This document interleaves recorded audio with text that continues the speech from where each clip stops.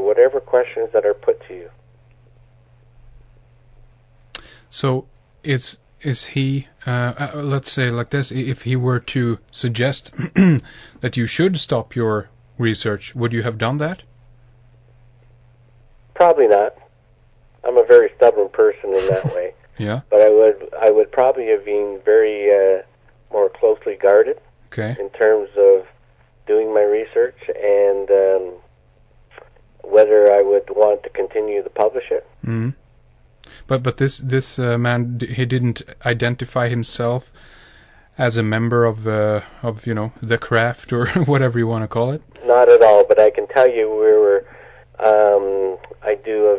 I do enough consulting work in airport planning to know that we're in a very secure area of the airport, such that you would have to be a very powerful person to even access that area. So certain strings are being pulled behind the scene. That's what you're saying here. I would say so, yes. And in this case, you think or believe that this is for good intentions and good purposes? You know what? I've always approached it that I can only go by my family members, and I can always tell you that the ones that were involved in masonry were always the ones that exhibited the extreme goodness and morality of the situation, even when they were in the trenches in the First World War and all those things. Okay. So I can tell you that I'm a very good, from what I consider a very good judge of character, and that this gentleman exhibited the highest goodness, almost a light coming off him, that there was something almost surreal with respect to the manner in which he dealt with this whole situation. I know it sounds very mysterious, sure, but I would suggest that you're probably going to have one more listener to your radio program when this is broadcast. Sounds good. Yeah, thanks for tuning in. What I like to ask also is a little bit about the ring that you said that you were received from. Was this from your uncle and my great uncle? Yeah. Your great uncle, okay. And is this? Do you care to tell us a little bit about there were certain kind of symbols on this ring, or what was it? Well, it was an interesting situation. I grew up in a very rough neighborhood, and when I was about 13, I got into a fight and surprisingly broke a plate over a kid's head, and a piece of glass flew in my eye, and I was blinded in both. Well, they covered both eyes for a month, and my great uncle came to the hospital and promised that he would show me a secret if I regained my eyesight, and that's the way he was. And so, of course, it instilled in me the confidence to gain my eyesight. After that, he showed me a ring, and it was a very large, old Masonic ring that I was always fascinated about. And there was an ancient stone, but under the ancient stone, the stone slipped away on hinges. Coming full circle, the original symbol that he showed me was the Vesica Pisces, there was a carved stone within the circles themselves, and that carved stone was in the shape of a Star of David. But I would refer to it more as the Star of Solomon. Yeah, right. And it was that original star which instilled in me subconsciously the notion that there were secrets within the world. And this is the basis of my first book.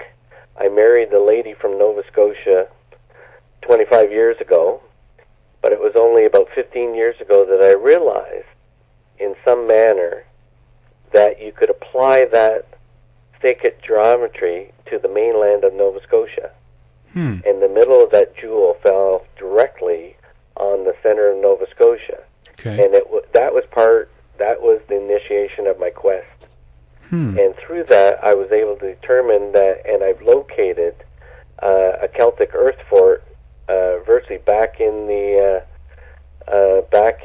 bush, virgin bush, that I've discovered a number of stones with carvings on them, a number of circles that would relate to astronomical alignment, to the point that it confirmed to me that there were pre-Christian travelers coming to Nova Scotia and establishing secret refuges or sanctuaries based on the ability to identify exactly where they were from a latitude and longitudinal position. But so this ancient knowledge was continued 2,000 years ago. But this was a druidic site? That's what you're saying? That's correct, a Celtic, druidic site. Ah, okay. And so we're talking even beyond the Norse, the Vikings, coming to North America. St. Brendan in 600 A.D., where the Irish monks were talking pre-Christian time. Right, exactly. So these, again, the Druids have been how should we put it, the facilitators or the keepers of this ancient knowledge then, perhaps? Yes, in part, because they were obviously the keepers of that ancient knowledge as it relates to astronomy and a number of other facets. Right. But, okay, so you discovered a Star of David within the landscape surrounding Nova Scotia, or through meridian lines. Tell us a little bit more about that, if you will. Well, the points of the Star of David actually fell on major hilltops. Okay. And it was the development of the symbolism relating to the natural landscape which fascinated me. And at every hilltop there was a Masonic symbol. So somebody has recognized either consciously or subconsciously, the symbolism of these hilltops. And this first meridian, longitude meridian, that I established through this secret refuge, I have been able to continue using a variation of 8 degrees longitude. I've been able to continue a latitudinal and longitudinal pattern across North America, and I've done a lot of traveling. And it's interesting, most of these longitudinal meridians bisect small communities in the States or Canada known as meridian. There are semblances in place names. There are semblances in what's been built or natural landform across these longitudinal meridians. And once again, I've been able to apply this not only to the natural landscape, but I've also applied it to the travels of Lewis and Clark, who in 1804, through President Jefferson, were sent across North America looking to find a natural pathway to the Pacific. And once again, I'm suggesting that Thomas Jefferson was a high-ranking initiate of the Rosicrucians, which were related to Scottish French Masonry at the time, that there was at least an inkling that they were following in the footsteps, once again, of Prince Henry St. Clair, his Knights Templar, and his Native American associates. So, once again, there's a suggestion that as late as 1804, there was an inkling that there's a treasure awaiting those initiates somewhere in the Western North America. Well, that's very, very interesting, and again, there's many points here to touch upon and continue talking about, but so I'd like to shift shift gears a little bit and actually focus back and talk a little bit more about the DNA before it's time to round things up here, because this is something that we've been following a little bit in on the website ourselves, and also in a kind of a short film that we did, and this was especially regarding the connection between longevity and also what the Grail might be, and also about the DNA itself. One of the ideas that kind of we laid forth was that because of all the variations of the DNA mapping of the population is taking place, there are certain kind of speed sequencing of the DNA going on and so forth. And one idea that popped up was that someone actually is looking for something within the DNA, and the reason again that I bring this up is that it kind of connects, as I say it, a little bit with your work then, especially if the St. Clair research here now is doing searches on other people's DNA. Would you say that this is the case, that a lot of the DNA research that is going on is funded perhaps from either families that have a lot of wealth, or potentially from different orders themselves. What do you think? Absolutely. What they're looking for, we talked about for the last two hours. First of all, they're looking for those individual markers, those unique markers. It almost will be like a lightning rod. It will allow the possessor of those markers to achieve a higher level of awareness. Whether that awareness will allow you to understand the landscape, the natural landscape, the earth landscape on a higher level, whether it will provide you with a certain wisdom and prudence unavailable to other DNA markers, whether that DNA will confirm that you are a direct descendant of Jesus Christ and Mary Magdalene. All of those things will come together. Mm-hmm. The person that is identified with that unique DNA landscape itself will be targeted. They will be the ones. They may not even realize that they're walking around possessing those certain individual markers. Right. And they may have not, through initiation, through whatever, developed an extraordinary sense of who they are or what they can do. Do you and know? I believe these are what the individual groups are looking for. Right. Do you know more specifically what these markers are? No, unfortunately, I'm not versed enough in the DNA to know what exactly those markers are.